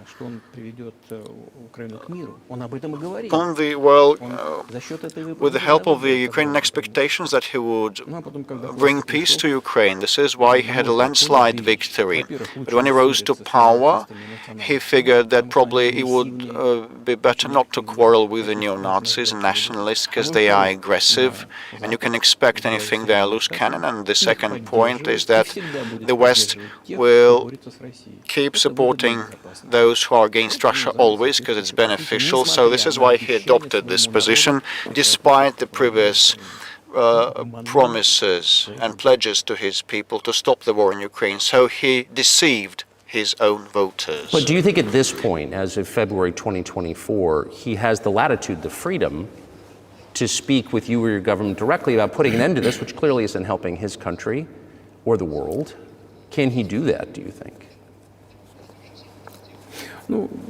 А почему нет? Он же Why not? считает себя главой государства. Well, he believes himself to be head of state. He won the election, although we believe that all those things that happened after 2014 originated from the coup d'etat, and today's authorities are flawed, deficient, and, he believes himself to be president, and the United States and Europe recognize him and acknowledge his status. Well, we had talks with Ukraine in Istanbul, and we nearly came to terms, and he knew about that. And Mr. Arahami, who led the negotiating team of Ukraine, still is head of Ukraine's ruling party faction in their parliament. So he still is head of that presidential faction. So he's still an MP, and he subscribed the preliminary instrument in Istanbul. And publicly later he said that we were ready to sign it, but Mr. Johnson, the then Prime Minister of the UK, came and dissuaded us to do so, saying that better go to war with Russia, and they would give us anything and everything so that we would return all the lands we lost, he said. And they agreed, he said. His statement was made public. He said it publicly and openly. Can they come back to that or not? Do they want it or not? And afterwards, the Ukrainian president issued a decree prohibiting to negotiate with us. Let him strike it down. Let him repeal that decree. Whether Russia is ready, we hear these questions, but we do not decline to talk. Let him abandon and repeal this decree. And the fact that they obeyed the persuasion of the former UK Prime Minister Johnson is ridiculous and very sad, I think, altogether. As Mr. Arahami has said a year and a half ago, we could stop the warfare, but actually the British persuaded us not to do so, and we turned it down. Where is Mr. Johnson now? And the war is ongoing. That's a good question. Where do you think he is, and why did he do that? Hell knows. This was a mainstream idea. Everybody was delusioned that Russia could be defeated at the battlefield. This was about self-assurance, conceit, and very little reason. This was with the whole heart, but with little reasoning. You've described the connection between Russia and Ukraine. You've described Russia itself a couple of times as orthodox. That's central to your understanding of Russia. You've said you're orthodox. What does that mean for you? You're a Christian leader by your own description. So what effect does that have on you?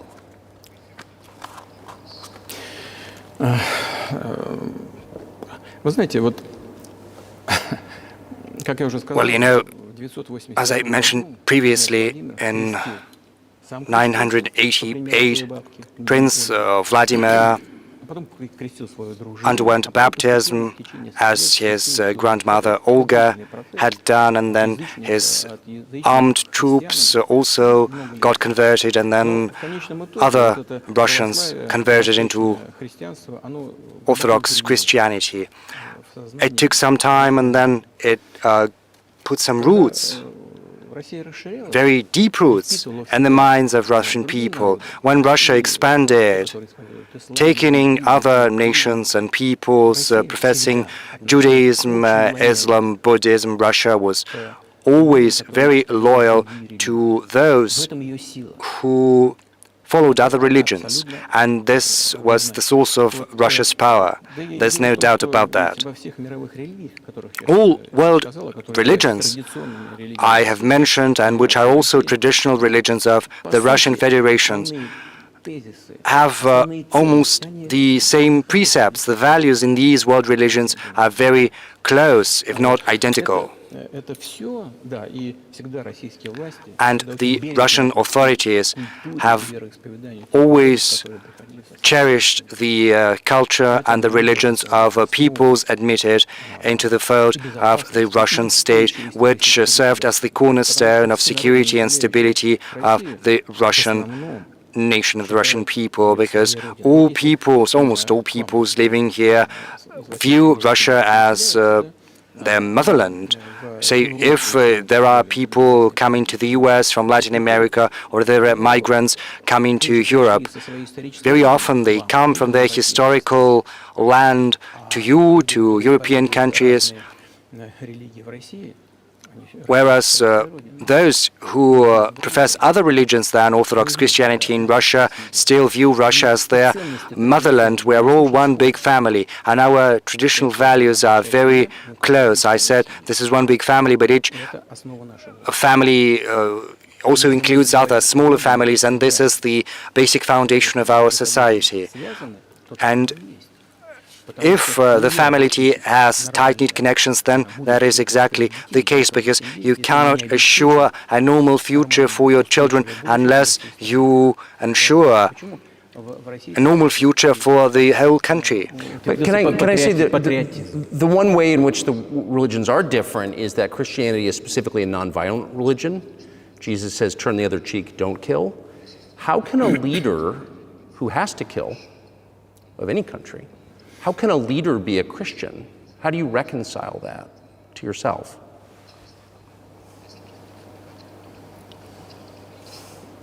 Очень легко. Well, it's easier to reconcile if you need to protect yourself, your family, your country. We have not attacked anyone. What was the starting point of the developments in Ukraine? The starting point was the coup d'etat, as well as the flare-up of violence in Donbass. And we are protecting ourselves, our people, our country, and our future. As far as religion in general is concerned, the thing is, it does not manifest mostly externally. It's not just about going to church every day and kneeling to the ground. Religion resides within your heart. This is our culture. It's very human-oriented. You know, Dostoevsky is very well known in the West as a genius of the Russian culture and the Russian literature. And he spoke about that a lot. He spoke about the Russian soul. The thing is, Western society is more pragmatic, whereas a Russian is more concerned about eternal things, moral things, values. Maybe you'll disagree with me, but I think Western culture is more pragmatic. I'm not saying this is a bad thing. This is what gives the golden billion the chance to show some very good achievements in practical terms, in science. The thing is, we look the same, but our conscience, our mindset are somewhat different. Well, so do you see the supernatural at work as you look out across what's happening in the world now? Do you see God at work? Do you ever think to yourself, these are forces that are not human? No, honestly, I don't think that. I think the world community is developing following the inherent laws, and these laws are what they are, and there's no escaping that.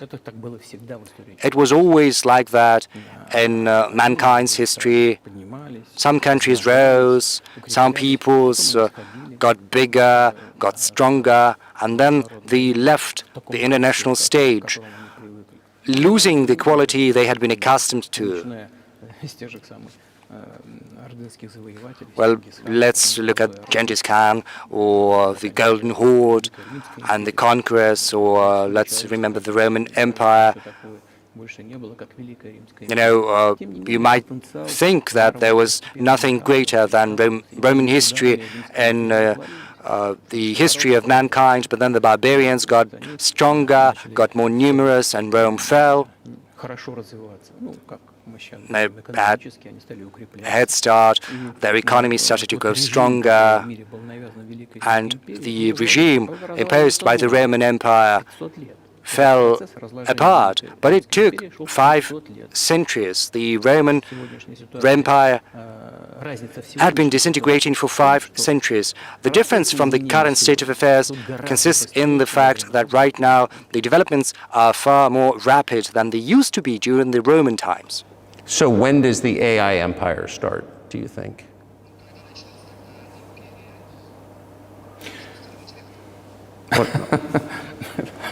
Меня все в более сложные вопросы. You're asking increasingly more complicated questions.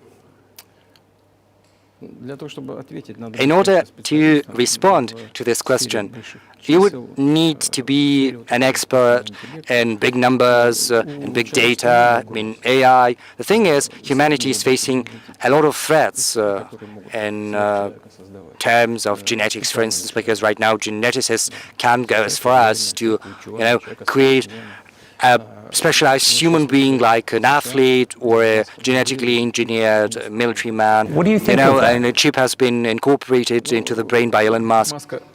Я думаю, что Маска остановить невозможно. Well, I think there's no stopping Elon Musk.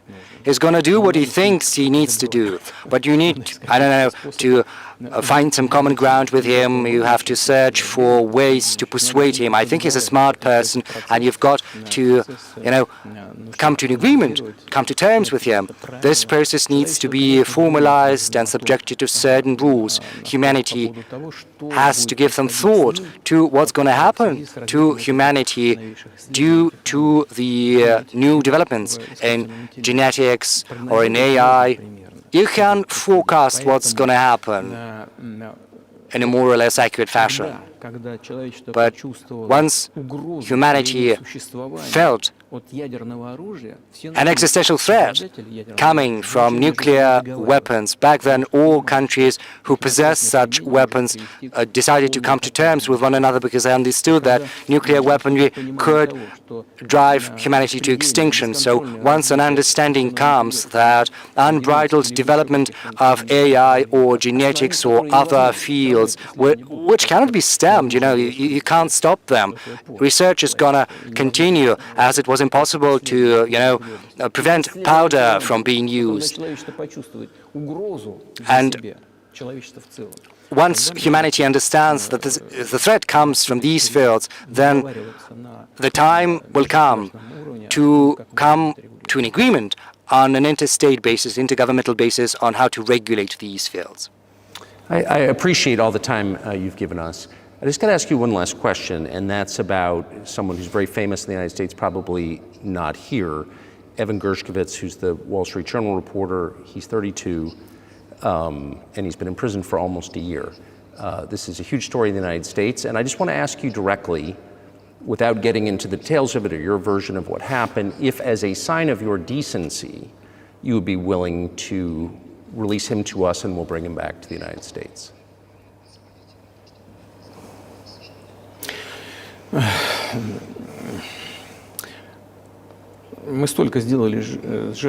Well, we've done so many gestures of goodwill out of decency that I think we've run out of them. Because we've never seen anyone reciprocate to us in a similar manner. But on the whole, we are willing to talk. We do not rule out that we can do that if there is movement to accommodate us on the other side. And when I talk about the partners, I'm talking about our special services, and the special services are in contact with one another. They are talking about this subject. There is no taboo on discussing this issue. It can be solved, and we're willing to solve it. But there are certain terms that need to be met, that are discussed via special services channels. I think an agreement can be reached. So typically, this stuff has happened for obviously centuries. One country catches another spy within its borders, it trades it for one of its own intel guys in another country. I think what makes, and it's not my business, But what makes this different is the guy's obviously not a spy, he's a kid. And maybe he was breaking your law in some way, but he's not a super spy, and everybody knows that, and he's being held hostage in exchange, which is true. With respect, it's true, and everyone knows it's true. So maybe he's in a different category. Maybe it's not fair to ask for somebody else in exchange for letting him out. Maybe it degrades Russia to do that. Вы знаете, можно как угодно говорить, Well, что шпион, что you can есть определенные give different interpretations to what constitutes a spy, but there are some things under law. If a person gets some secret information, does that confidentially, then that is qualified as espionage. And that is precisely what he was doing. He was receiving some confidential information. He's getting that information in secret. Maybe he'd been implicated in that. Maybe he did that out of his own volition or due to carelessness. But as facts stand, this is qualified under law as espionage. And he was caught red-handed when he was receiving that information, and it's been proven. So, if it had been some far-fetched excuse, some fabrication, then it would have been a different story. But he was caught red-handed when he was getting in secret some confidential information. But are you suggesting that he was working for the U.S. government or NATO, or he was just a reporter who was given material he wasn't supposed to have? Those seem like very different things.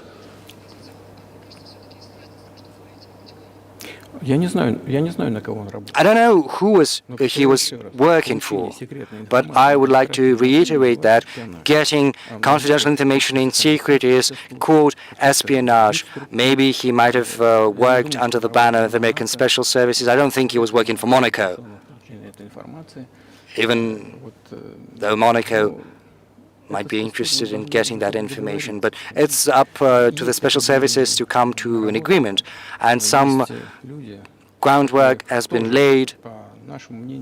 There are people who, in our view, are not tied to special services. There is a person serving a sentence in an ally country, in a country that is an ally of the US, and that person, due to patriotic sentiment, eliminated some bandits in one of the European capitals. During the developments in the Caucasus, do you know what he was doing? I don't want to say that, but I'll do that anyway. He was laying our soldiers taken prisoner on the road, and then he drove his car over their heads. What kind of a person is that? Do you think that's a human being? And, a patriot decided to eliminate that beast, and one of the European countries, he did that at his own volition, or not? Well, that is a different question. Yeah, but Evan Gershkovich didn't do that. I mean, that's a completely different... I mean, this is a 32-year-old newspaper reporter. Он делал другое. Да, он не просто журналист. He is not just a journalist. He's a journalist who was getting confidential information in secret. Yes, that's different, but still, I'm telling you about other people who are basically controlled by the U.S. authorities, wherever they are serving a prison sentence. And there is an ongoing dialogue among the special services, and this has to be done in a calm, responsible, professional manner. The contacts are ongoing, so let them do their work. I do not rule out that the person you've referred to can go back to his country, Mr. Gershkovich. Moreover, it would be senseless to keep him in prison in Russia, but we want our counterparts. The special services in the US should also think about helping our special services in achieving their goals. So we are willing to talk. Moreover, these talks are continuing, and there were many successful examples of these talks crowned with success, and maybe this is going to be crowned with success as well, but we have to come to an agreement. I hope you let him out. Mr. President, thank you. Well, I would also want him to go home. And I'm absolutely sincere with you. Диалог идет. But let me say once again, the dialogue continues. The more public we render things of this nature, the more difficult it becomes to resolve them. Спокойно. I wonder if that's true with the war, though. Also, I mean, I guess I want to ask one more question, which is, and maybe you don't want to say so for strategic reasons, but are you worried that what's happening in Ukraine could lead to something much larger and much more horrible? And how motivated are you just to call the U.S. government and say, let's come to terms? Послушайте, я уже сказал. Well, listen, I think I said that. We do not refuse to talk, to negotiate. Это западная We're willing to do сторона. that. It's the Western Украина, безусловно, сателлит. side, and Ukraine is a satellite country for the U.S. It's evident. Какое-то ругательство. I don't want you to take that as a swear word. No, we understand that that is what is happening. The financial support is there. It's enormous. Germany is following suit. Dozens of billions of US dollars are fueled into Ukraine. There's a huge influx of arms, Поэтому, of weapons. скажите So, сегодняшнему руководству. Probably you should tell the current Ukrainian leadership, well, let's stop, let's sit at the negotiating table, rescind this absurd decree. Sure, but you already said it. I didn't think you meant it as an insult, because you already said correctly, it's been reported that Ukraine was prevented from negotiating a peace settlement by the former British Prime Minister acting on behalf of the Biden administration. So of course they're a satellite. Big countries control small countries. That's not new. And that's why I asked about dealing directly with the Biden administration, which is making these decisions, not President Zelensky of Ukraine. Ну, если администрация Зеленского на Well, Украине if отказалась от переговоров, Zelensky administration in Ukraine refuses to talk, then I think they've got the instructions from Washington. That's what I assume. неправильное решение. Пусть откажутся. Well, you should explain to Washington that this is not the right pretext. They have to, come up with some explanation which is not gonna insult anyone. So it was not our decision; it was their decision, and it is up to them to rescind that decision, to go back on it. Ну, они приняли неправильное решение. Теперь But мы должны they took the wrong decision. So why we are the ones to find out a way out? We don't need to correct their mistakes. If it's their mistake, they have to correct it themselves. So I just want to make sure I'm not misunderstanding what you're saying. I don't think that I am. I think you're saying you want a negotiated settlement to what's happening in Ukraine. Правильно. Но мы же добились этого. Right, and we were there. Большой документ. There was a very huge document which we prepared in Istanbul, and it was initialed by the head of the Ukrainian delegation. He opposed his signature to the document, and we published some of the provisions. He put his signature, and he said they were willing to sign it, and the war would have been over 18 months ago, but Prime Minister Johnson came and he dissuaded us, and we missed that chance. Yes, it's a mistake, but let them get back to that. It's as simple as that. Why do we need to bother ourselves and correct others' mistakes? Well, yes, you can say that this might have been our mistake, that we have decided to escalate and use weapons, arms, to put an end to the war that started back in 2014. But let me get you back further to history. I told you, let's get back to 1991, when a promise was given to us not to expand NATO. Or let's get back to 2008, when the doors were open to NATO. Or let's get back to the Ukrainian Declaration of Independence that proclaimed it as a neutral state. Or let's get back to the developments when American and British bases started to be set up in Ukraine. Or let's get back to 2014, the coup d'etat, but it's senseless. You can go back to history and go to and fro ad infinitum. It's a mistake, yes, but let them correct that, and we are willing to talk. Do you think it's too humiliating at this point for NATO to accept Russian control of what was 2 years ago Ukrainian territory? Я же сказал, Well, I said that. Что пусть подумают, как Let сделать them это think достойно, how to come out of this in a dignified manner, если такое желание есть. if the will is there. До сих пор шумели, кричали. Up until now, Надо there's добиться been a lot of стратегического talk поражения России, about the поражения need на поле боя. to secure a strategic defeat on the battlefield against Russia. Right now, they're coming to realize that it's impossible. I think it's impossible. It's never going to happen Мне кажется, сейчас inherently. осознание этого And I think they're coming to realize that. контролирует власть на I Западе. mean, those who control Если это осознание пришло, powers in the West, and once the realization has set in, they have to think about that, and we're willing to talk. Moreover, ну ладно, это уже будет излишне. Would you be willing to say, congratulations, NATO, you won, and just keep the situation where it is now? Ну, вы знаете, это предмет переговоров, well, this is a matter for talks, for negotiation, который с нами никто не хочет вести. and no one is willing to talk about Ну, или, точнее сказать, that хотят, with но us. просто не Well, знают, maybe что they want talks, and I know they do want. я знаю, что It's not just I see that, I know the will is there, but they don't know how to go about that. They've driven the situation to the point where we're at. а наши партнеры, оппоненты до этого. And we're not the ones to have done that, it's our partners, our counterparts. Okay, it happened, but they have to think about how to reverse the situation.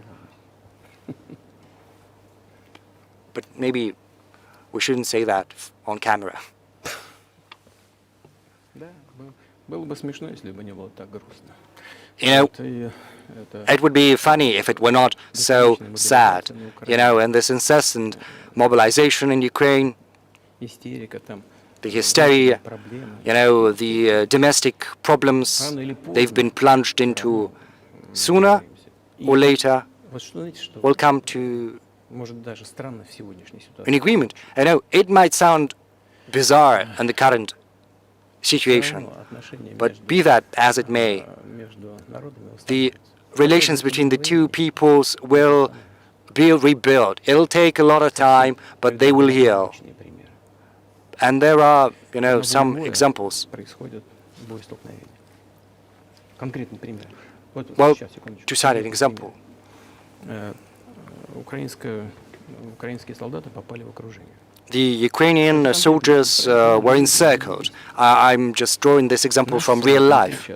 Our soldiers were shouting to them, "There's no chance, surrender yourselves and you'll go out alive." В хорошем русском языке кричат: русские не сдаются. And they are shouting, speaking perfect Russian, saying, "Russians do not surrender," you know, from the Ukrainian. То, что происходит, это в известной So степени what элемент is гражданской войны happening currently, to a certain extent, is an element of civil war. на Западе. Думают, что вот боевые And действия everyone всегда in the West think that the hostilities have driven a wedge into these two nations, splitting them apart forever.